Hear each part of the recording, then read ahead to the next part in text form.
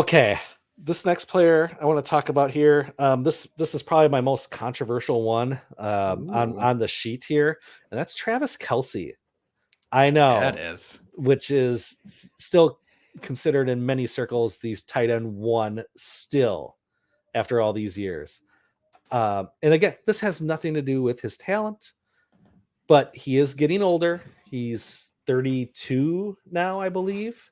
Um, and I just he's going to fall off the cliff here. His end is coming sooner rather than later. He's 32 this year, so he's going into his probably age 33 season here once the season starts. How many tight ends have made it past this age without seeing a significant decline? I mean, we saw it with Jimmy Graham. He was great until he wasn't. You know, who? I mean, I drawing a blank on all the great tight ends that were out there. But Even guys like Delaney Walker, you saw mhm, this happen to, and not that Delaney Walker was up to the caliber of Travis right, Kelce, but you saw that immediate drop off. yes. So will it happen this year? Probably not. Let's be honest. But we did see some chinks in the armor for the KC offense last year. Went a little bit slower than typical.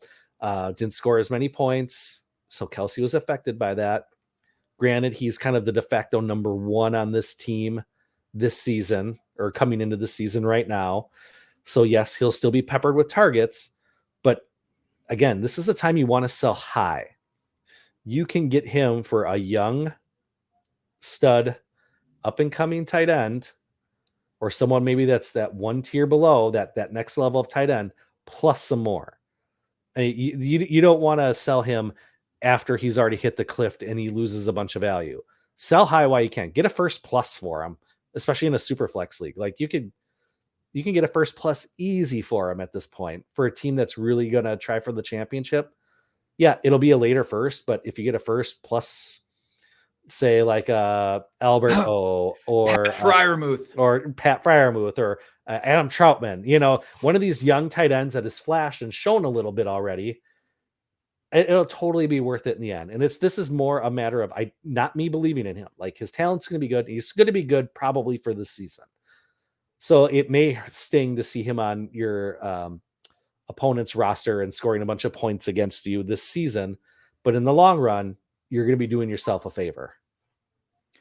It is hard for me to ever advocate for getting rid of a top tier tight end because I know the struggle too much. Me personally, this guy who cannot pick out a sleeper tight end to save his life, it gives me palpitations to see you talk about it. But if you are in that mindset and you feel comfortable either streaming or again digging some of these gems out, then I say go for it. And to your point, yeah, a first round plus again, somebody that you're confident in. Again, for me, it'd be Pat Fryermuth, but I don't know anything. Or you could alternatively, what do you think about this, Dustin?